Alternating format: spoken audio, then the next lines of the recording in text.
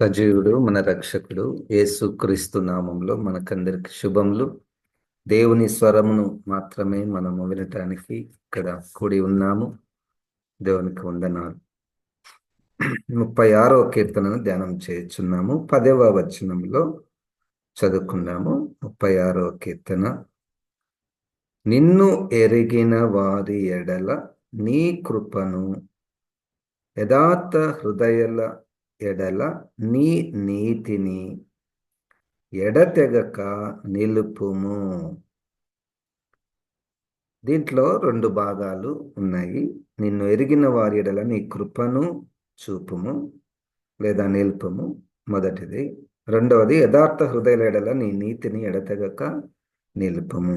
మొదటి దాన్ని ఈరోజు మనము ధ్యానం చేసుకున్నాం. నిన్ను ఎరిగిన వారి ఎడల నీ కృపను చూపుము, నిలుపుము. ఎరిగిన వారు, దేవునిని ఎరిగిన వారు లేదా దేవుని గూర్చినటువంటి జ్ఞానము తెలుసుకున్నటువంటి వారికి ఆయన కృప అంటే కనికరము, ప్రేమ, కటాక్షము, దయ, జాలి, ప్రేమ, ఇవన్నీ కలిపి ఉన్నటువంటి పదము కృప. ఇది మనం కోరుకుంటాం. మనం అందరం కూడా దేవుని యొక్క కృప అన్నటువంటి మాట ఎల్లప్పుడూ, అంటే ఆయన జాలి, ఆయన కనికరం నన్ను చూస్తేనే నా మీద కనికరము, దయ పుడితే ఇక దేవుడు మనకి ఏదైనా చేస్తాడు. దేవునికి స్తోత్రం. మనము ఎట్లయితే రోగులను చూచినప్పుడు మనకు కనికరం కలుగుతుంది, లేదా మరణ పడక మీద ఉన్నటువంటి వారిని చూచినప్పుడు మనకు కనికరం పుడుతుంది, జాలి పుడుతుంది, ప్రేమించడానికి మనకు అదొక అవకాశం ఉంటుంది. ఆ విధంగా దేవుడు తన కృపను చూపించాలి అంటే అక్కడ ఒక షరతు ఉన్నట్టు మనకు కనపడుతుంది. ఆ షరతు ఏంటంటే కండిషన్. ఎరిగిన వారి ఎడల అంటే దేవుణ్ణి గూర్చినటువంటి విషయాలు తెలుసుకున్న వారి ఎడల. ఈ తెలుసుకొనుటలో రెండు విషయాలు. ఒకటి ఆబ్జెక్టివ్గా తెలుసుకొనుట, రెండవది సబ్జెక్టివ్గా తెలుసుకొనుట. అంటే ఆబ్జెక్టివ్గా తెలుసుకొనుట అంటే ఒక సమాచారము, ఒక విషయాన్ని గురించి దాని గురించి తెలుసుకొనుట. ఉదాహరణకు ఏదైనా ఒక ఆట ఉందనుకోండి, గేమ్ ఉంది, టెన్నిస్ ఉంది. టెన్నిస్ గురించి మనము బుక్లలో కానీ లేదా ఆన్లైన్లో కానీ చదవచ్చు. ఎంతమంది ఆడతారు, కోర్టు మెజర్మెంట్స్ ఎంత, నెట్ ఎంత హైట్లో ఉండాలి, రాకెట్స్, ఇవన్నీ మనము చదివితే లేదా ఎవరన్నా అడిగితే తెలుస్తుంది. ఇప్పుడు టెన్నిస్ గురించి మీకు తెలుసా అంటే అవును తెలుసు, నంబర్ 1. నంబర్ 2, మనమే టెన్నిస్ ఆడామనుకోండి, మనము అప్పుడు నీకు తెలుసా అంటే తెలుసు. మరి మొదటి దానికి రెండవ తెలుసు దానికి ఎంత డిఫరెన్స్ ఉంది కదా. అయితే ఇప్పుడు రెండవది, దేవునిని ఎరిగిన వారు అంటే ఆట ఆడిన వారు, అంటే దేవునితో ఆ సంబంధం కలిగిన వారు. ప్రత్యక్షంగా నేను దేవునితో మాట్లాడము, దేవుడు నాతో మాట్లాడము, ఎల్లప్పుడూ నేను దేవునితో సహవాసం చేయాలని కోరుకొనుట, ఎల్లప్పుడూ ఆ దేవుడు దేవుడు దేవుడు అనుకుంటా దాన్ని గూర్చినటువంటి విషయాలు తెలుసుకొనుట, అనుభవపూర్వకమైన అన్న పదము పౌలు గారు రాస్తారు. కాబట్టి దేవునిని ఎరుగుట, దేవునిని తెలుసుకొనుట. దేవుని తెలుసుకొనుటలో మొట్టమొదటగా దేవుడు తన్ను తాను జనరల్గా అందరికీ ప్రత్యక్షపరిచాడు. నేను ఎవరిని, దేవుడు ఎవరు, అది సాధారణంగా అనేక ప్రజలలో ఉన్నటువంటి ప్రశ్న. దేవుడు ఎవరండి అంటే general revolution to all humanity. ఇది వాక్యము ద్వారా తాను ఎవరో బయలుపరుచుకున్నాడు. ఇది మనం చదువుతూ ఉంటే అది భౌతికమైనటువంటి జ్ఞానము నుండి మనం వ్యక్తిగతమైనటువంటి జ్ఞానములోనికి వచ్చే అవకాశం ఉన్నది, మొదటిది. రెండవది అంటే బైబిల్ ద్వారా దేవుడు తనను గురించి తెలియచేయుట. రెండవది తాను వ్యక్తిగతంగా కొంతమందికి ప్రత్యక్షపరుచుకొనుట అంటే కనపడడం మాత్రమే కాదు. డైరెక్ట్‌గా ఒక మనిషి వలె నేను చూశాను అన్నటువంటిది కాక, ర అనేక రూపాలలో దేవుడే తన్ను తాను అనేక రూపాలలో, అనేక పరిస్థితుల గుండా, వాక్యాల ద్వారా ఆ! మనకు ప్రత్యక్షపరుచుకొనుట. అది సబ్జెక్టివ్. ఆ విధంగా మనము దేవుని గూర్చినటువంటి జ్ఞానమును మనం తెలుసుకొనవచ్చును. ఇక మూడవదున్నది, అది ఎంత అద్భుతంగా ఉంటుంది చూడండి. ఫిలిప్పీలకు రాసినటువంటి పత్రిక 3వ అధ్యాయములో 8వ వచనము.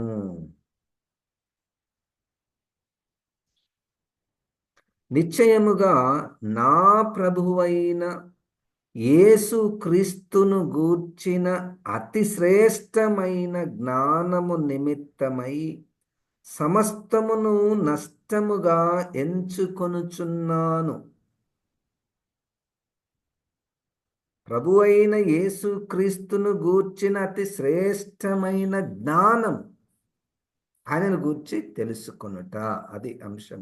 ఆయన గురించి తెలుసుకుంటే మన మీద ఆయన కృప ఎల్లప్పుడూ నిలుచును. అది 36వ కీర్తన 10వ వచనం నుండి మనము ధ్యానము చేస్తున్నాం. క్రీస్తును గూర్చిన అతి శ్రేష్టమైన జ్ఞానము.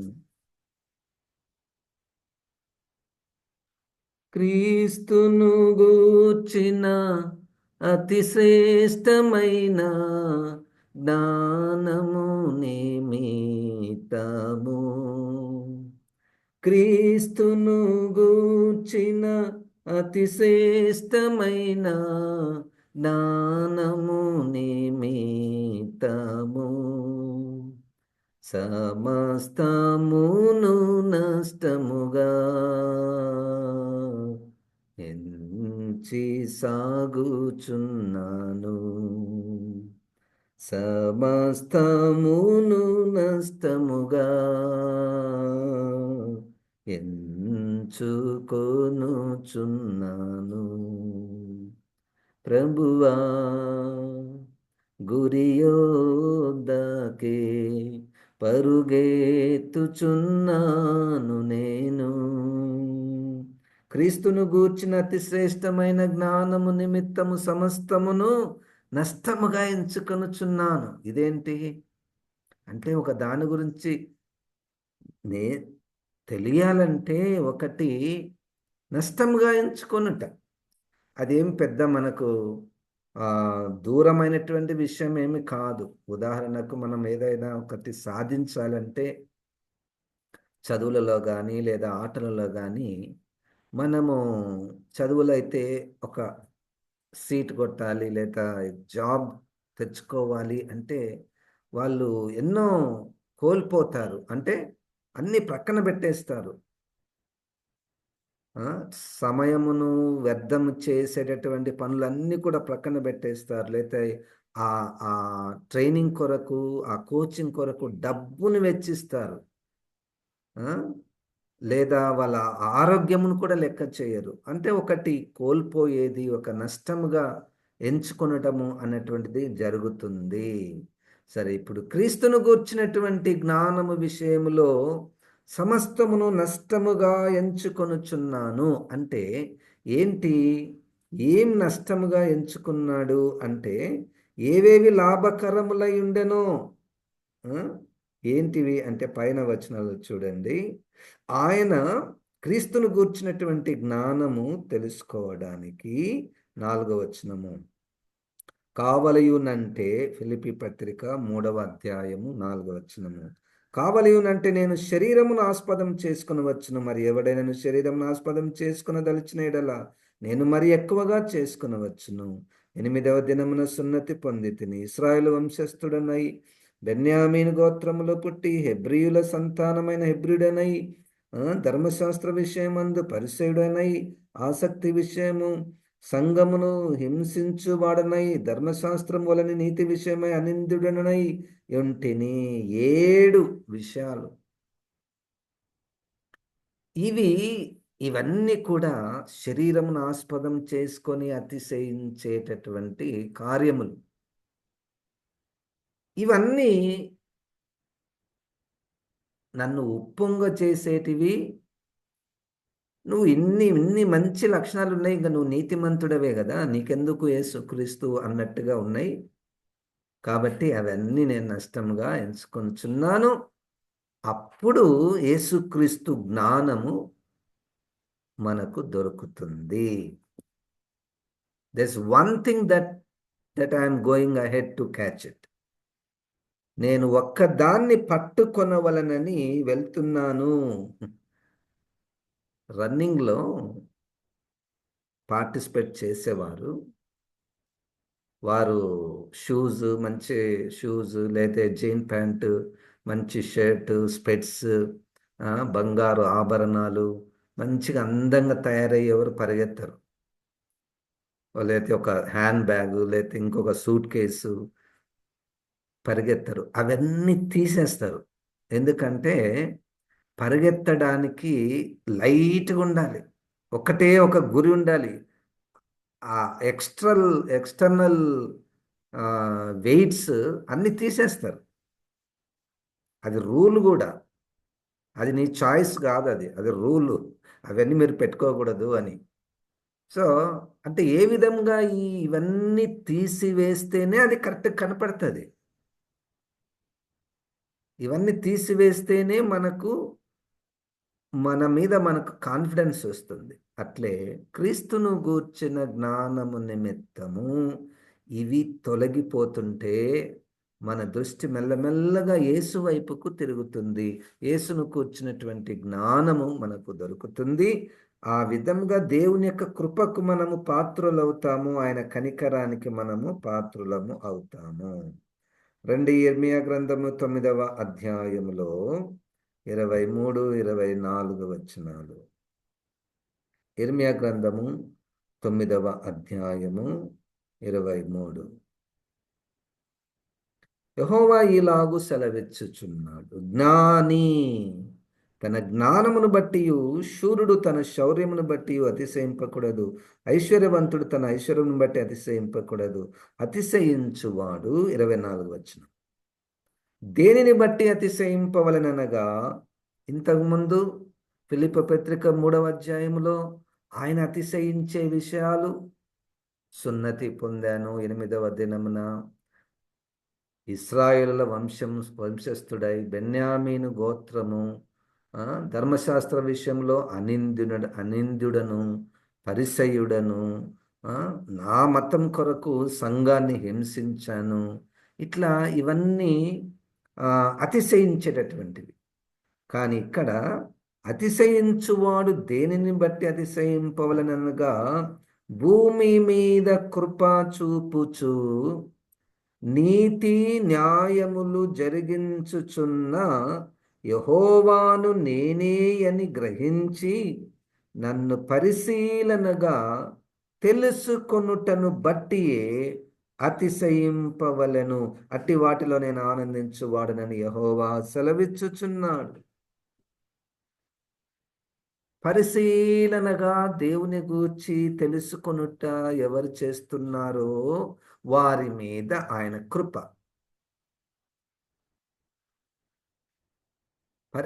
ఇప్పుడు మనము, ప్రభువా నీ కృప చూపించుము, నీ కృపలో స్వస్థపరచుము, నీ కృపలో సహాయం చేయము, నీ కృపలో మా పిల్లలను దీవించుము, నీ నీ కృపలో మమ్మల్ని జ్ఞాపకం చేసుకొనుము, మా పిల్లల వివాహంలో నీ కృప. ఈ కృప ఎప్పుడు అప్లై అవుతుంది? ఈ కనికరము ఎప్పుడు అది మనలో పనిచేస్తుంది?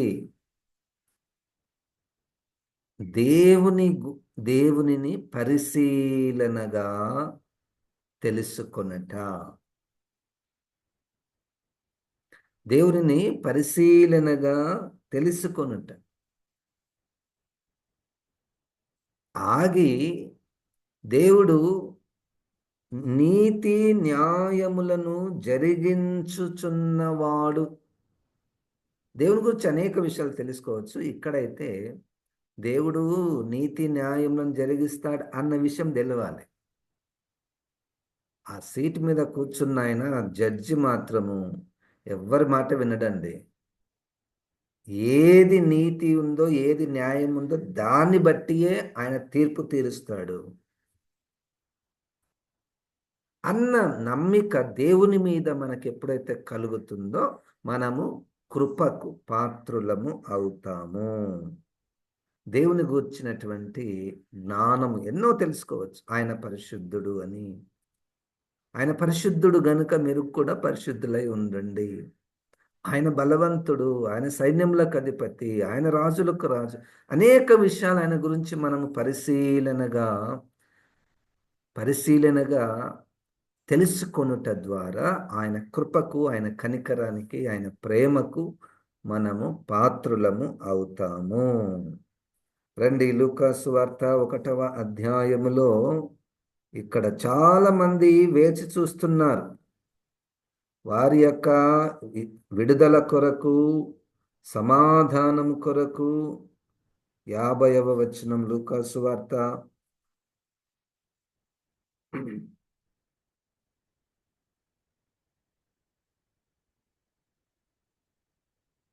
46వ వచనము, 1వ అధ్యాయము లూకాసు వార్త 46వ వాక్యం. అప్పుడు మరియ ఇట్లనెను, నా ప్రాణము ప్రభువును గనపరుచుచున్నది, ఆయన తన దాసురాలి దీనస్థితిని కటాక్షించు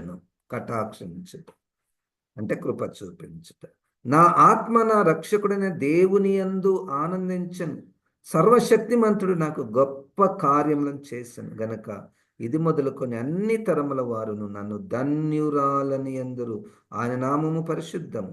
50వ వచనము, ఆయనకు భయపడు వారి మీద ఆయన కనికరము తరతరములుండును. ఇప్పుడు ఈమె అదే స్థితిలో ఉన్నది. దేవునికి భయపడు స్త్రీ, దేవునికి భయపడు స్త్రీ. కాబట్టి ఆమె నాకెంత ఆశీర్వాదం దేవుడిచ్చాడు. నా ద్వారా లోకానికి ఒక రక్షణ కార్యము జరగబోతుంది. అందరూ కూడా అనేక తరముల వారు, అన్ని తరముల వారు నన్ను ధన్యురాలు అని అంటారు. కృప, కటాక్షము, కనికరము, దేవునికి భయపడువారు, దేవుని ప్రేమించువారు, దేవుని గురించి తెలుసుకునేటటువంటి వారు. ఈ మాటలు మాట్లాడుతున్న సమయానికి రోమా ప్రభుత్వం కింద యూదులు వారికంటూ ఒక స్వాతంత్రము లేనట్టుగా ఒక మైనారిటీ కమ్యూనిటీగా ఉన్నవారు. వాళ్ళ చరిత్ర చూస్తే, వాళ్ళ రాజులు చూస్తే ఎంత గొప్పవారు, ఎంత బలమైనటువంటి దేశం ఒకప్పుడు ఉన్నది. ఇప్పుడు ఇంకొకరి కింద వాళ్ళు జీవిస్తున్నారు. ఇప్పుడు యేసుక్రీస్తు వచ్చాడు. దాన్ని బట్టి దేవుడు ఆయనకు భయపడు వారి మీద ఆయన కనికరమును తరతరములు ఉంచువాడు. 1 పేతురు పత్రిక 5వ అధ్యాయములో చూడండి,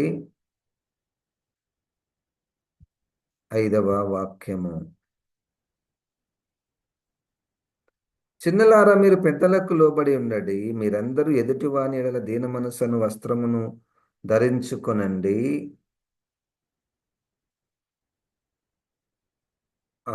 దీన వస్త్రం ధరించుకొని మిమ్మల్ని అలంకరించుకొనండి. దేవుడు అహంకారులను ఎదిరించి దీనులకు కృప అనుగ్రహించును. కృప, ఆయన కృప భయభక్తులు కలిగిన వారి ఎడలను, దీనత్వమును కలిగిన వారి ఎడలను. అహంకారులకు దేవుడు ఎలాగూ కృప చూపించును. ఆయన పౌలు గారు కూడా ఒకానొక సమయంలో అహంకారం, తన భక్తిని బట్టి, మతమును బట్టి, తన భక్తి కార్యములను బట్టి అహంకారులకు దేవుడు కృప చూపించాడు. దీనులకు కృప చూపించును. మనమందరము కూడా ఆయన కృపకు పాత్రులము కావాలంటే ఆ దీనత్వం. దీనత్వం అంటే మాకేం తెలుసు ప్రభా, మేమేమన్నా పెద్ద చదువుకున్న వారమా? ఆ? అంత జ్ఞానవంతులము కాదు మేము అన్నటువంటి మనస్సు. 1 కొరింథీ 1వ అధ్యాయము 26వ వాక్యము. 1 కొరింథీ 1వ అధ్యాయము.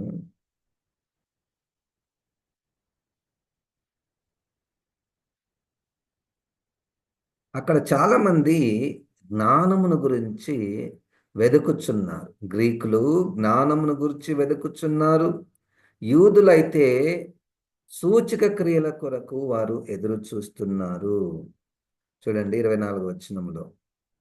ఆయన యూదులకు ఆటంకముగాను అన్యజనులకు వెర్రితనముగాను ఉన్నాడు గాని యూదులకేమి గ్రీసు దేశస్థులకేమి పిలువబడిన వారికి క్రీస్తు దేవుని శక్తియును దేవుని జ్ఞానమునై ఉన్నాడు. జ్ఞానము ఈజ్ ఈక్వల్ టు క్రీస్తు.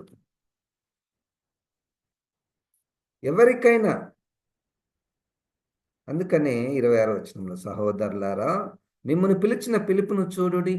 మీలో లోకరీతిని జ్ఞానులైనను గనులైనను గొప్ప వంశము వారైనను అనేకులు పిలువబడలేదు గాని ఏ శరీరియు దేవుని ఎదుట అతిశయింపకుండునట్లు జ్ఞానులను సిగ్గుపరచుటకు లోకంలో నుండి వెర్రి వారిని దేవుడు ఏర్పరచుకొని ఉన్నాడు.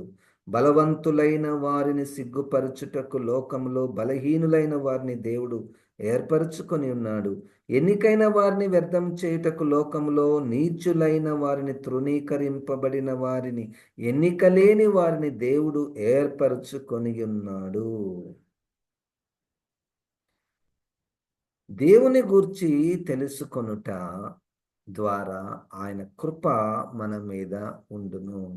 ఆయనను గూర్చినటువంటి జ్ఞానము ఏంది, ఎక్కడ ఉంది అంటే చూడండి 23వ వచనంలో, ఇది జ్ఞానము, మాకున్న జ్ఞానము, మాకు బయలుపరచబడినటువంటి జ్ఞానము, మాకు తెలిసిన ఒకటే ఒక జ్ఞానము. 23వ వచనంలో 22 కూడా చదువుతాను. యూదులు సూచక క్రియలు చేయమని అడుగుచున్నారు, గ్రీసు దేశస్థులు జ్ఞానం వెతుకుచున్నారు. అయితే మేము సిలువ వేయబడిన క్రీస్తును ప్రకటించుచున్నాము. సిలువ వేయబడిన క్రీస్తును మేము ప్రకటించుచున్నాము. ఇది ఈ సిలువలోనే జ్ఞానము ఉన్నది. సిలువను చూస్తూ, సిలువను గురించి తెలుసుకుంటూ, సిలువను స్మరణ చేస్తూ ఉంటే అద్భుతమైనటువంటి జ్ఞానము మనకు వస్తుంది. ఆయన గూర్చినటువంటిది అంతా కూడా అక్కడ బయలుపరచబడుతుంది. అప్పుడు మనం ఆయన కృపకు కనికరానికి పాత్రులం అవుతాం. 31వ వచనంలో, 1 కొరింథీ 1:31, అతిశయించువాడు ప్రభువునందే అతిశయింపవలెను అని వ్రాయబడినది నెరవేరునట్లు దేవుని మూలముగా ఆయన మనకు జ్ఞానమును, నీతియు, పరిశుద్ధతయు, విమోచనము నాయను. He is the wisdom. యేసుక్రీస్తే మనకు జ్ఞానమై ఉన్నాడు, విమోచన అయి ఉన్నాడు, నీతి అయి ఉన్నాడు, పరిశుద్ధత అయి ఉన్నాడు. చూడండి,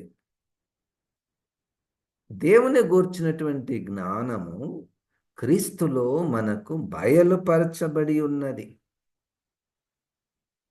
దేవుని ఎవరైనా దేవుడు ఎవరయ్యా, ఎక్కడుంటాడు, ఎట్లా ఉంటాడు, దేవుడు ఉన్నాడా లేదా, ఎన్ని దేవుని గురించినటువంటి ప్రశ్నలు వస్తే వాటన్నిటికీ ఒక్కటే ఒక జవాబు, యేసుక్రీస్తు. ఆ యేసుక్రీస్తు విషయంలో కూడా ఇంకా దగ్గరికి వెళ్తే సిలువ వేయబడిన యేసుక్రీస్తు, ఆయన దేవుని జ్ఞానమై ఉన్నాడు. ఆయన ఆ జ్ఞానము 2వ అధ్యాయములో 2వ వచనంలో చూడండి, 2వ అధ్యాయము 2వ వచనంలో, నేను యేసుక్రీస్తును అనగా సిలువ వేయబడిన యేసుక్రీస్తును తప్ప మరి దేనిని మీ మధ్య ఎరుగకుందునని నిశ్చయించుకొంటిని. ఈయన దేవుని కనికరము కొరకు, కృప కొరకు, జాలి కొరకు, నాకు దేవుని కృప ఉంటే చాలు. మరి ఏం చేద్దాం దేవుని కృప కావాలంటే? ఆయనను గూర్చినటువంటి జ్ఞానము మనకు తెలియాలి. ఆయన గూర్చినటువంటి జ్ఞానం ఎక్కడుంది? యేసుక్రీస్తులో ఉంది.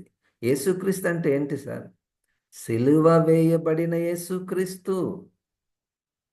సిలువ వేయబడిన యేసుక్రీస్తుని తప్ప మరి దేనిని మీ మధ్య ఎరగకుందునని నేను నిశ్చయించుకుంటుని.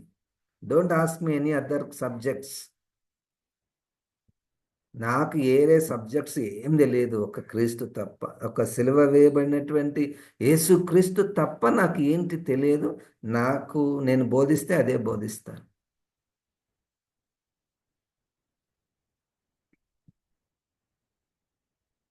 ఉం? 4వ వచనంలో, మీ విశ్వాసము మనుషుల జ్ఞానమును ఆధారము చేసుకొనక దేవుని శక్తిని ఆధారం చేసుకుని ఉండవలనని నేను మాట్లాడినను, సువార్తను ప్రకటించినను. జ్ఞానయుక్తమైన తీయని మాటలను వినియోగింపక పరిశుద్ధాత్మయు దేవుని శక్తియు కనపరచు దృష్టాంతములనే వినియోగించి తిని. దేవుని శక్తిలో ఉన్నటువంటి ఆ దేవుని శక్తి ఒక జ్ఞానం. దేవుని గురించి తెలుసుకొనుట, ఆయన కృపకు మనము పాత్రులం అవుట. ఇది సబ్జెక్ట్ మనకి ఈరోజు 36వ కీర్తన 10వ వచనంలో మనము చూస్తున్నాము. దేవుని గూర్చినటువంటి జ్ఞానము యేసుక్రీస్తు శిలువ యందు బయలుపరచబడింది. అక్కడికి మనమందరం రావాలి. అదే కదా మనకు 3వ అధ్యాయం 8వ వచనంలో, ఫిలిప్పీ పత్రికలో, యేసుక్రీస్తును గూర్చిన అతి శ్రేష్టమైన జ్ఞానమును తెలుసుకుని నిమిత్తము ఏ విధముగానైనా పునరుద్ధాన గుంపులో ఉండు నిమిత్తము సమస్తమును నష్టముగా ఎంచుకొంటిని. అక్కడికి రావాలంటే కొన్ని తీసివేసుకునే పరిస్థితులు వస్తాయి. దేవుడు అట్టి అవకాశాలు ఇస్తాడు. ఆ ప్యాషన్ను బట్టి మనం ఏ విధంగా భౌతికమైనటువంటి విషయాలలో ఒక దాన్ని సాధించాలంటే కొన్ని కోల్పోవడానికి కూడా మనం ఇష్టపడతాం. ఇది ఒక్కటి దొరికితే చాలండి, మన లైఫ్ అంతా సెట్ అయిపోతుంది అని ఎంత కష్టమైన, డబ్బు వెచ్చించైన, సమయము, ప్రయాసము, ఆరోగ్యం పోయినా కానీ దాన్ని పట్టుకోవడానికి మనం ప్రయాసపడతాం కదా. ఇప్పుడు దేవునికి వచ్చినటువంటి జ్ఞానము, సిలువ వేయబడినటువంటి క్రీస్తు 6వ వచనంలో, పరిపూర్ణులైన వారి మధ్య జ్ఞానమును బోధించుచున్నాము. అది ఈ లోక జ్ఞానము కాదు, నిరర్ధకులైపోవచ్చున్న ఈ లోక అధికారుల జ్ఞానమును కాదు గాని దేవుని జ్ఞానము మర్మమైనట్టుగా బోధించుచున్నాము.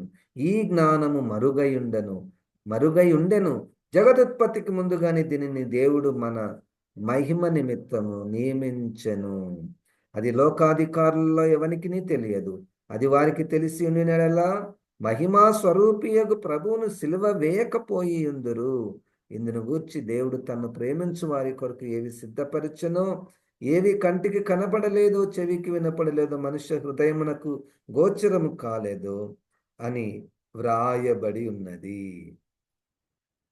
మనకైతే దేవుడు వాటిని బయలుపరిచి ఉన్నాడు. ఆత్మ అన్నిటినీ, దేవుని మర్మములను కూడా పరిశోధించుచున్నాడు.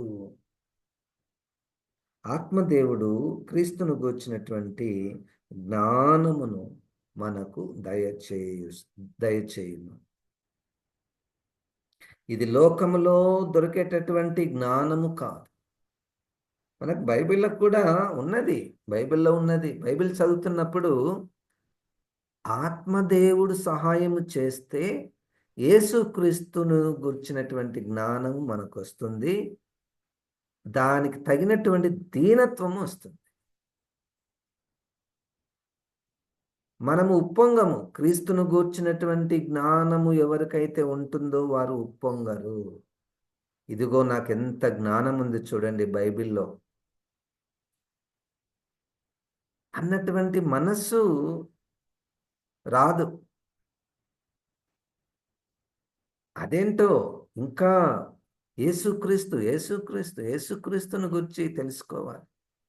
యేసుక్రీస్తు శ్రమలలో పాలివాడనగా అవ్వాలి అన్న ప్యాషన్ ఏంటో, యేసుక్రీస్తు నాకు కలిగిన మనస్సు నాకును ఉండాలి అన్న ప్యాషన్ ఏంటో అక్షరార్థంగా మనము చాలా విషయాలు దీన్ని చదవవచ్చును, ధ్యానం చేయవచ్చును, బోధించవచ్చును. గొప్ప మర్మములు మనం దీని గురించి చెప్పవచ్చును. కానీ క్రీస్తును గూర్చినటువంటి జ్ఞానము మనలను భయభక్తులు కలిగే వారిగా చేస్తుంది, దీనులుగా చేస్తుంది, ఎల్లప్పుడూ ఆయన కృప కొరకు కనిపెట్టు వారముగా చేస్తుంది.